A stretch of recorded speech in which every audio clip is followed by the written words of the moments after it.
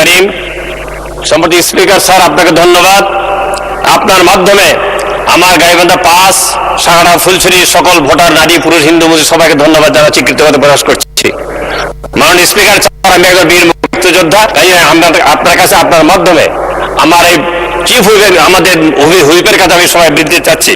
ইনশাল্লাহ রাজাকারের কথাও বলতে পারবো যদি সময় দেন।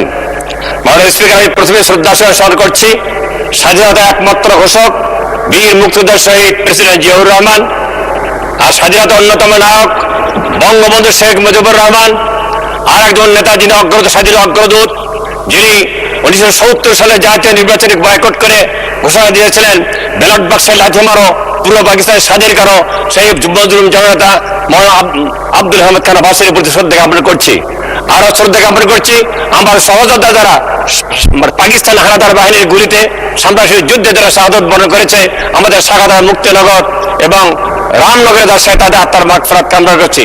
আমি শ্রদ্ধা সহ স্মরণ করছি জুলাই যোদ্ধাদের আবু সাইদ বীর মুগ্ধ এবং সাগাদার সদল সহ সবার প্রতি শ্রদ্ধা জ্ঞাপন করছি। আরো শ্রদ্ধা জ্ঞাপন করছি যিনি বাংলাদেশের মাটিতে ইসলামী শিক্ষা এবং ইসলামী রাষ্ট্র কোরআন সন্ন্যাসীদের মানবিক কল্যাণ রাষ্ট্র সংগ্রাম করতে গিয়ে জীবন দিয়েছে শাহাদত বরণ সেই প্রথম শহীদ আব্দুল মালেক, কেয়ারটেকার সরকার উপকার, ভাষা সহায়ক প্রফেসর গোলাম আজম, আমাদের সাবেক শিল্পপতি মতিউর রহমান নিজামী, আলী আহমেদ মুজাহিদ, মিল কাসেম আলী, আব্দুল কাদের মোল্লা, আল্লামা সাদি এবং কাবরুজ্জামান ভাই সহ সকল শহীদদের আত্মার মাগফিরাত কামনা করছি। সম্মানিত স্পিকার, আমার নির্বাচনী আসন সাগারা ফুলছড়ি নদী ভাঙন এলাকা, ফুলছড়ি এলাকার 4-5টি ইউনিয়ন নদী, যমুনা নদীর মধ্যে রয়েছে। কাজে এই নদীর মধ্যে শাসনের জন্য ইতিমধ্যে ডান তীরে নদী শাসনের কাজ চলছে, ডিসেম্বর মধ্যে শেষ হওয়ার কথা, কিন্তু হলাইহারা থেকে শুরু করে কাতলামাটি পর্যন্ত এখনো সেটা উদ্যোগ নেওয়া হয়নি। কাছে স্কুল রয়েছে, কয়েক গজ পরে একটি স্কুল রয়েছে, বাড়িঘর রয়েছে। এটা আমার দাবি অবিলম্বে ওই এলাকায় জিও ব্যাগ দেওয়া নদী শাসনের ব্যবস্থা করতে হবে। এবং আমার এলাকার প্রাণের দাবি প্রথম দ্বিতীয় যমুনা ব্রিজ ফুলছড়ি ঘাট থেকে শুরু করে বাজার দ্বিতীয় যমুনা ব্রিজ করতে হবে। এটাই জনগণের আকাঙ্ক্ষা, জনগণের দাবি।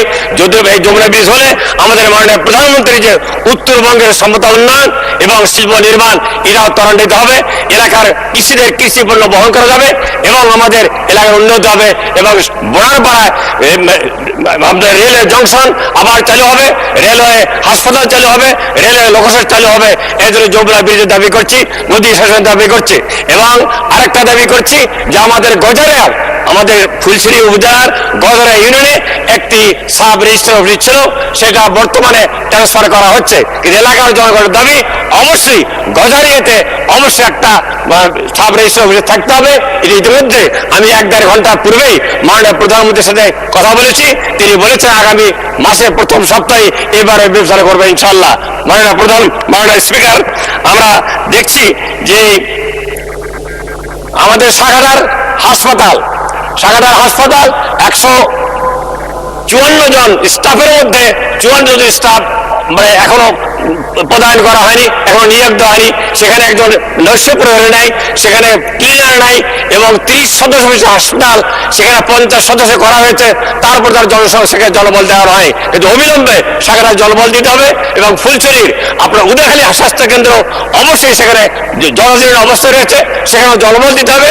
সেখানেও সিকিউরিটি নাই, সেখানে পরিচ্ছন্ন কর্মী নাই, অবিলম্বে সেখানে পরিচ্ছন্ন করে দিতে হবে। সম্মানিত স্পিকার, আর আরো দাবি করছি যে আমাদের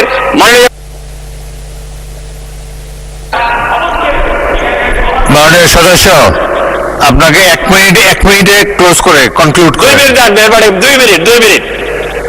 আচ্ছা যান, 2 মিনিট যে সহযোগিতা চলছে, কিন্তু আমরা চাই, জামাত হিসেবে চাই এই পার্লামেন্ট 5 বছর টিকে থাকুক।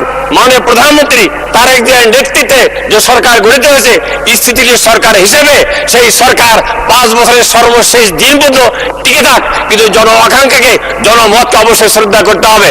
যে অধ্যাদেশের বলে আমরা নির্বাচন করেছি এবং গণভোট হয়েছে, সেই গণভোটের প্রতি এই ট্রেজারি ম্যাচ সরকারি দল বিএনপি কোনো শ্রদ্ধা দেখানি, বরং তারা অমান করেছে, তারা বিশ্বাসঘাতকতা করেছে।